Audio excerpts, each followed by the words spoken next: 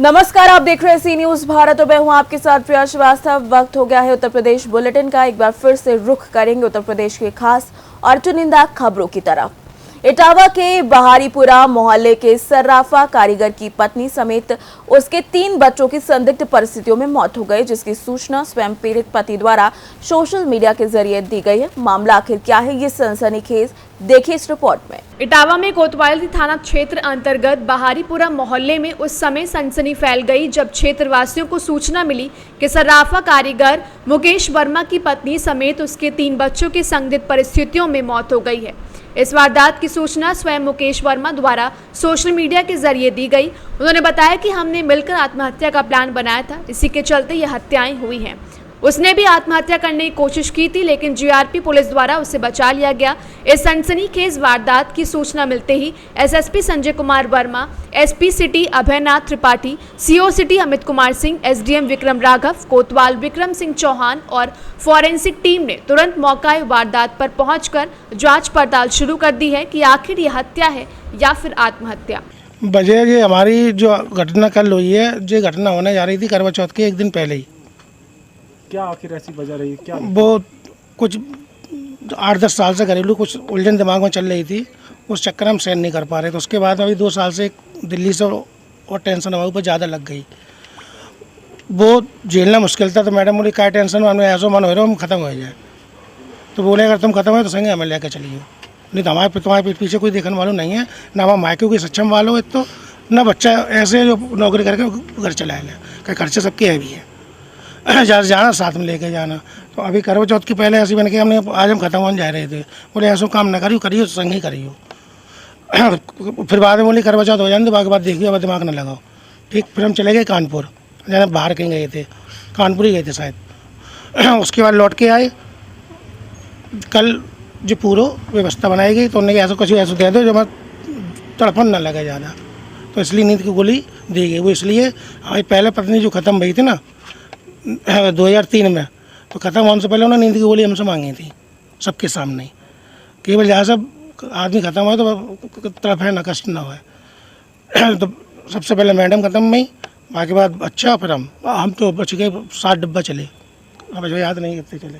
तो क्या नींद की गोली से ही सभी की मौत हुई? क्या हुआ क्या? नहीं, रस्सी से हुई ना। पहले वो लटकी मैडम, फंदा हम भी नहीं लगा पा रहे थे, तो वो बेर नीचे गिर रही थी और वो व्यवस्था नहीं बन रही। बोले ऐसा मैं दवाई दे दो घबराहट वाली, और बाकी बाद जो तुम्हें करना करिए, मैं लेटा दी पहले। फिर जब सब लोग रस्सी से खत्म भाई, बाकी बाद हमने सोची हम तो फंदा इनको नहीं लगा पा रहे, अपने को कहाँ से लगा लिए, तो हमने सोची हम झटके कट जाएगा। तो नींद की गोली से एक्सपायर हो गए क्या? नहीं, कैसी बात कर रही हो? तो आपको गले से रस्सी से। तो रस्सी अपने खुद से लगाई थी कि आपने लगाई थी? हमने लगाई थी, और कौन लगाएगा? पहले उन्होंने खुद लटकाई ऊपर, पहले उन्होंने खुद खड़ी हुई उस पर टेबल पर कुर्सी रख के, उसके बाद उससे वो फंदा लगा नहीं, वो कुर्सी से गिर रही थी। बोले हमारी तथा नहीं, गोली का सर था। बोले ऐसा हम लेट जा रहे, चाहे कछु करियो। तो आपने रस्सी से घोटा गला जैसे? हाँ जी। तो कैसे सीरियल कैसे रहा? पहले पत्नी को घोटा कि पहले बच्चों को? पहले पत्नी, फिर बच्चे। बच्चों को भी बता रखा था आपने पहले? नहीं, बच्चों को पहले नहीं बताया था, उन्होंने मना कर रखा था।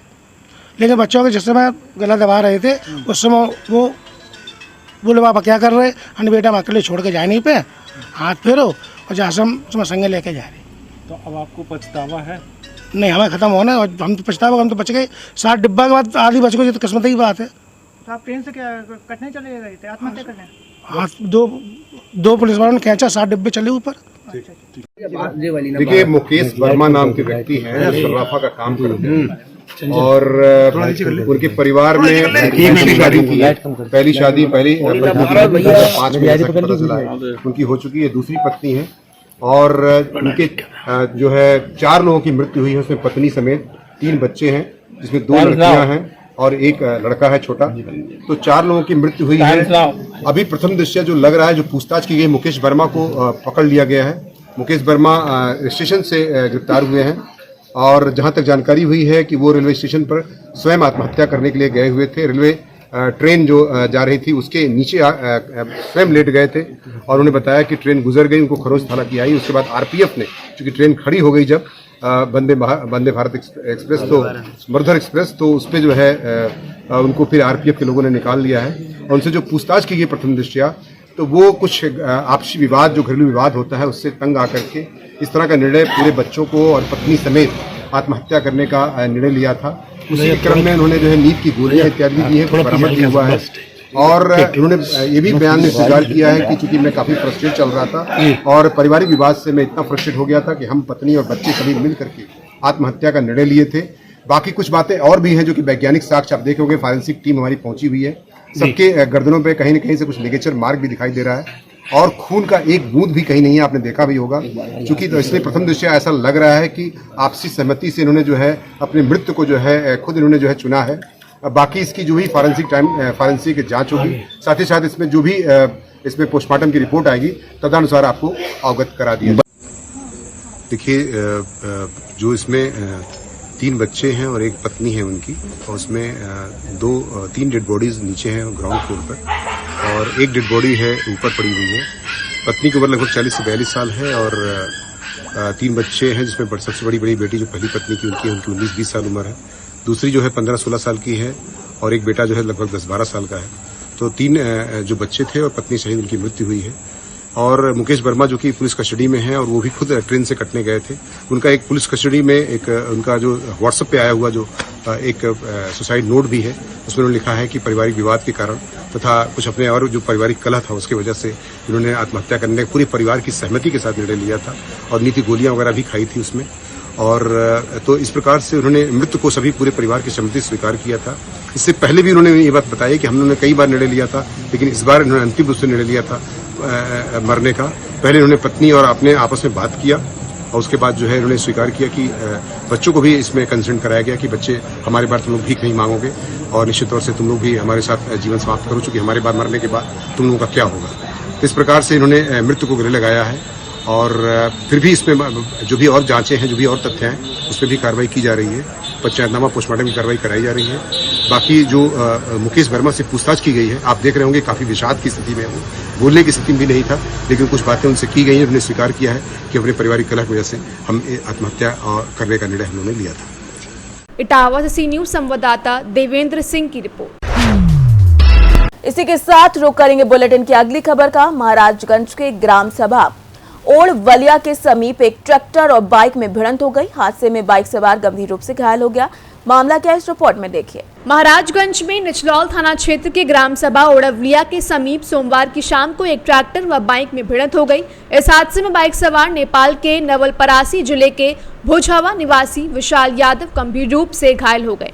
वह अपने घर वापस जा रहा था। उस ग्रामीणों ने इलाज के लिए एम्बुलेंस से निचलौल सामुदायिक स्वास्थ्य केंद्र भिजवाया, जहां डॉक्टरों ने इलाज के बाद जिला अस्पताल रेफर कर दिया है। महाराजगंज से सी न्यूज संवाददाता अरुणेश कुमार गुप्ता की रिपोर्ट। इसी के साथ रुक करेंगे बुलेटिन की अगली खबर का। महाराजगंज के ग्राम सभा घोरनर में रावण मेले का आयोजन किया गया, जहां पूरे मेले में महिलाओं और बच्चों ने बड़ी भागीदारी दिखाई। देखिए ये रिपोर्ट। महाराजगंज में निचलौल ब्लॉक के ग्राम सभा घोरनर में हुआ रावण मेले का आयोजन। इस दौरान रामलीला और रावण दहन के साथ मेले का आयोजन किया गया। ग्राम प्रधान प्रतिनिधि राजकुमार ने बताया कि कई वर्षों से चली आ रही परंपरा में रामलीला और रावण दहन का कार्यक्रम होता है, जिसमें विद्युत सज्जा के बीच विभिन्न प्रकार के झूले और सैकड़ों दुकानें सजी रहीं। पूरे मेले में महिलाओं एवं बच्चों की भी बड़ी भागीदारी दिखाई दी। ऐसे में आसपास के गांव और बाजारों की महिलाओं ने जमकर खरीदारी की। वहीं खिलौनों की दुकानों पर अधिक भीड़ देखी गई। इस दौरान धनराज यादव, संजय कुमार, धनंजय यादव, राकेश कुमार, शत्रुघ्न चौरसिया, वाहिद अली, अनिल कुमार, प्रेमचंद प्रजापति आदि लोग उपस्थित रहे। महाराजगंज से सी न्यूज संवाददाता अरुणेश कुमार गुप्ता की रिपोर्ट। इसी के साथ वक्त हो गया है बुलेटिन की अगली खबर की ओर रुक करने का। प्रयागराज के पूर्व ब्लॉक प्रमुख की हत्या के आरोप में जेल में बंद आरोपी को पुलिस ने रिमांड पर लेकर हत्या में प्रयुक्त तमंचे को बरामद कर लिया है। साथ ही आरोपी को फिर से कोर्ट में पेश कर दिया है। मामला क्या है, इस रिपोर्ट में देखिए। प्रयागराज में पूर्व ब्लॉक प्रमुख की हत्या के आरोप में जेल में बंद आरोपी को पुलिस ने रिमांड पर लेकर हत्या में प्रयुक्त तमंचा बरामद कर लिया है। पुलिस कस्टडी रिमांड की अवधि पूरी होने के बाद आरोपी को पुनः कोर्ट में पेश कर दिया, जहां से उसे न्यायिक हिरासत में जेल भेज दिया गया है। प्रयागराज से सी न्यूज संवाददाता रणविजय की रिपोर्ट। वक्त हो गया बुलेटिन की अगली खबर की ओर रुख करने का। प्रयागराज के घूरपुर थाना क्षेत्र के पीपी रसा गांव में ट्रैक्टर पलटने से एक व्यक्ति की मौत की जानकारी के बाद लोगों में हड़कंप मच गया है। मामला क्या है, इस रिपोर्ट में देखिए। प्रयागराज घूरपुर थाना क्षेत्र के पिपरसा गांव में ट्रैक्टर पलटने से एक व्यक्ति की मौत हो गई। जानकारी के बाद हड़कंप मच गया। मौके पर पहुंचे परिजनों ने कोहराम मचाया। वहीं सूचना पर पहुंची पुलिस ने शव को कब्जे में लेकर पोस्टमार्टम के लिए भेज दिया है। मृतक का नाम संदीप कुमार पुत्र हरिलाल बताया जा रहा है। प्रयागराज से सी न्यूज संवाददाता मंगला प्रसाद पटेल की रिपोर्ट। बुलेटिन में फिलहाल के लिए इतना ही। देश दुनिया की बाकी खबरों के लिए आप बने रहिए सी न्यूज भारत के साथ।